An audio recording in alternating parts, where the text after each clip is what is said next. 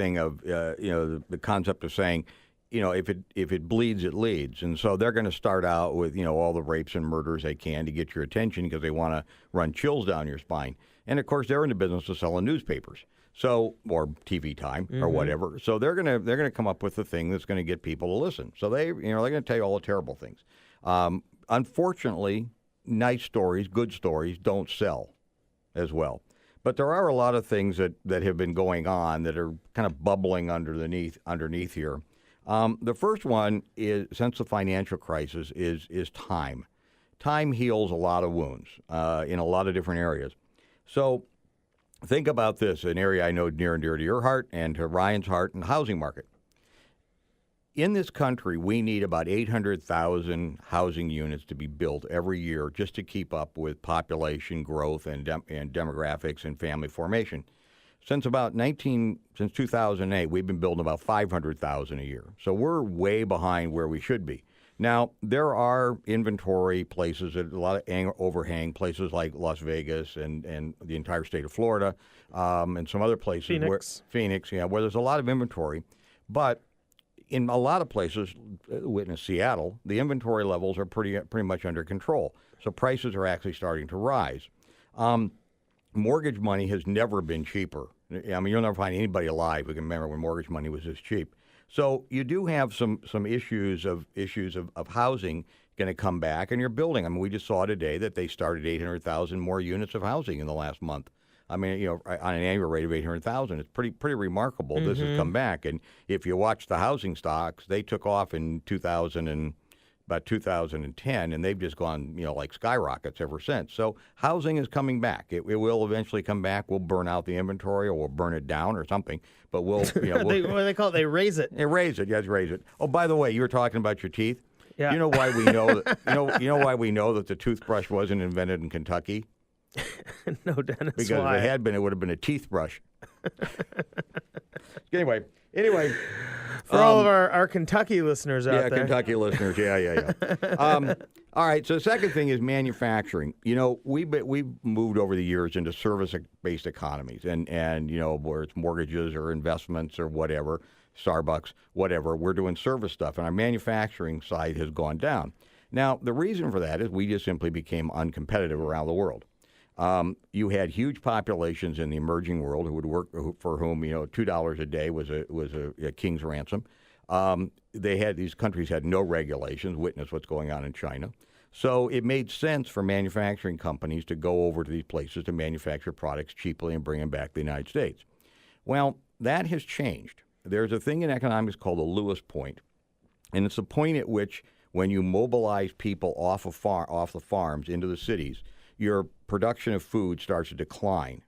And at that point, you can't mobilize any more population without having a problem feeding them. Most of the third world has now passed the Lewis point. So there's not going to be any more huge migrations of people eager to go to Shanghai and assemble iPods. They're going to have to stay on the farm to raise whatever they got to raise. So that reduces their competitiveness. Plus, the huge amount of wealth that we've transferred to these countries by buying all the products they produce there has raised their standard of living, and so the demand for those products is going to come up. And they're not looking; these aren't basic products. They're looking for higher tone cars. They're looking for Rolexes. They're looking for this sort of thing. So this is the stuff the West produces. So now we've got a way to redress the balance of trade. In addition to that, we're the world's reserve currency. We pretty much call the shots at what things cost around the world, and our currency has been depreciating against other currencies for the last 5 years. Now, it's not necessarily a good thing, but it can be for manufacturing, can make us more competitive. And then the final thing that's happened in America has been the decline of private sector unions as a power in manufacturing. There aren't as many labor disputes anymore. Workers are becoming more productive. Fewer people want to join unions. So that's helped. And then, so we're in there. And okay, let's go back to autos. A couple of years ago, every auto company in the world was considered out of the business, right? Mm-hmm. Well, the maximum production of automobiles in the United States in any one year was 18 million. And that was in 2005. We're at 13 million now and climbing. So we didn't buy a lot of cars for the last 5 or 6 years. We ran the ones we got into the ground. Now we're buying cars again. Interest rates are low, and the cars are available, and you got to replace them.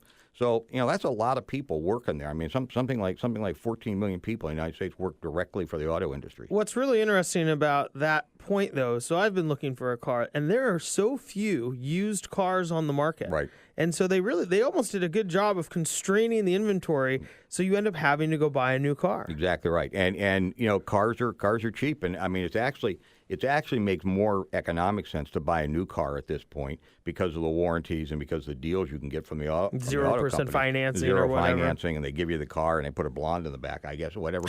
But anyway, they whatever you want, they'll buy. What dealership have you been going to? I don't know. Honda, I think. Honda of Kirkland. Right, Honda of Kirkland, folks. Go over there. They'll give you a blonde. Anyway. Might be a guy, maybe Sven, but anyway. No, I think Sven is at Volkswagen. It could be anyway, or Saab. Yeah, or Saab. Anyway, so there, car sales are coming back, and that helps a lot of people. All right, so then there's another area, and that's innovation and energy. We talk about innovation, technology, and this sort of thing, but think about what's going on in the most prosaic part of our industry. We found a way to drill down into untapped areas, fracture the rock, and extract oil and gas from them.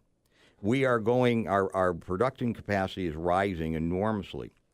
That technology is going to have spin-offs for other areas. So, the United States invented that. That wasn't invented in Japan or in China or anywhere else. But guess who's going to use it?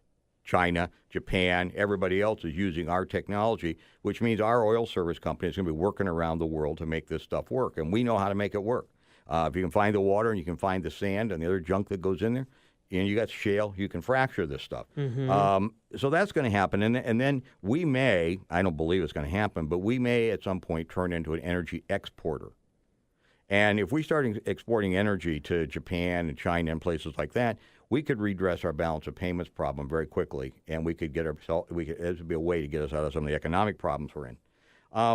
And this really is. These are huge amounts of oil reserves in, like, say, North Dakota, Enormous. Alberta, and Canada. Enormous. I mean, it's incredible. I mean, we get most of our oil from Canada, which comes down via pipeline and this sort of thing.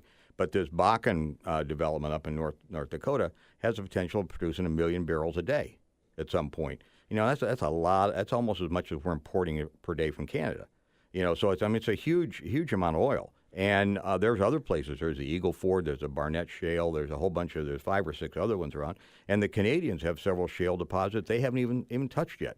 Mostly because they're frozen and they got to chase the polar bears off of them. Mm-hmm. But they'll get to them sooner or later. I think a lot of people would rather buy oil from Canada rather than the Middle East. I would think so. They're more stable. Yeah. They don't like us anymore, but they're more stable. They're kind of the 51st state. Exactly. But you think about that. Matt, a few years ago, Canada was a leading nation in the third world. Now we got a currency; it's on par. Now they have the Olympics. Yeah, now you got the currencies on par, and this sort of thing. So it's been remarkable what's happened up there. Mm-hmm. The other area is financial strength. Since 2008, houses haven't been ATMs anymore for people. Credit cards are really hard to get, and interest rates and credit cards are up, and they got all kinds of games to play. So people have been paying down this stuff. People lost their jobs. So that they stopped spending, they cut back, and they started paying down debt. With interest rates down, the rate of debt service to income has fallen now back to a more normal level. It might go a little bit lower, but it's fallen. So the household sector is getting back in shape financially. Corporations have unbelievable amounts of cash. Now, a lot of it's overseas, which they don't want to bring back to the United States. But if they see, if we get smart and do some sort of a tax deal for them and let them bring the money back, that's trillions of dollars that could come back. And there's obviously money flowing around. I mean, somebody bought, Buffett bought Heinz the other day, Office Max, and Michael Dell bought his entire company back. Exactly right. Yeah, exactly. And he can have it too. And so there's a lot of money floating around out there that can be used. So there's a possibility that our economic strength is going to get back. And remember, we have done all of the recovery we've had since 2008 without bank lending. The banks, being the criminals they are just not lending money.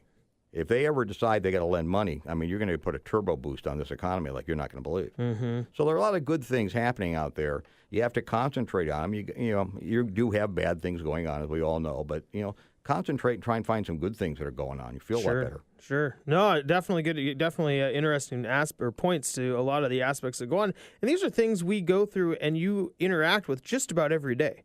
You talk about the auto industry, you get in your car. You talk about the housing industry, you're at your house. You talk about fuel, and you're probably putting gas in your car and turning on your lights at home. Exactly. And so these are really pieces of the economy that we interact with every day that people should probably be a little bit more in tune with. Right. And really they aren't. Yeah, and it all comes because, why do we have Friday the 13th, Part 21? Because people like to be frightened. My wife asked me that yesterday. She said, why are there so many horror movies out? People like to be frightened. They've always had. I mean, think about the original Dracula with Bela Lugosi, and think about Frankenstein and some of those movies. There's been great horror movies over time, and people like to be scared, and the news media knows it, and they're going to scare the daylights out of you, and to get you to buy their newspaper. Well, it's nice to know that you are the opposite of that today, and letting us know that you don't have to go buy a newspaper. Some things could be all right. Dennis Gibb, thanks so much for joining us, You're president welcome, of Sweetwater Investments. When we come back, Ryan Leopold will join us from Cobalt Mortgage. We'll get more of his opinions on the mortgage world and what it might mean to your finances. We'll be right back.